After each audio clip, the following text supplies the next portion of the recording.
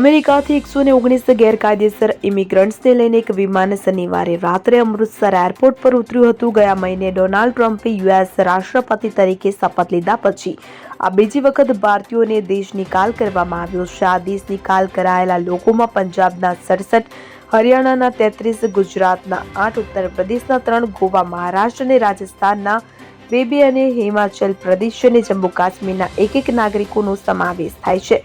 અમેરિકાથી રિપોર્ટ કરાયેલા 119 માંથી 8 ગુજરાતીઓ છે કે તેમના નામની યાદી જાહેર કરવામાં આવી છે. તેમાં 8 ગુજરાતીઓ પૈકી કલોલના 2, અમદાવાદના 1, માણસાનો 1 સહિત અલગ અલગ શહેરના લોકો સામેલ છે. તંત્ર દ્વારા તમામને તેમના વતન પહોંચાડવાની વ્યવસ્થા કરાઈ છે તથા અમદાવાદ એરપોર્ટ પર પણ ચુસ્ત પોલીસ બંદોબસ્ત ખડકી દેવામાં આવ્યો છે. આ ગુજરાતીઓમાં 2 બાળકોનો પણ સમાવેશ થાય છે, જેમાં એક બાળકની ઉંમર 7 વર્ષ અને એકની 8 વર્ષનો બાળકનો સમાવેશ થાય છે. ઉલ્લેખનીય છે કે અમેરિકાએ અગાઉ ગેરકાયદે વસતા 33 ગુજરાતીઓને પરત મોકલ્યા હતા કે જેમાં સૌથી વધુ મહેસાણામાંથી હતા. Bureau report CN24 news. હવે જુઓ દેશ દુનિયાની તમામ ખબરો તમારી આંગળીના ટેરવે.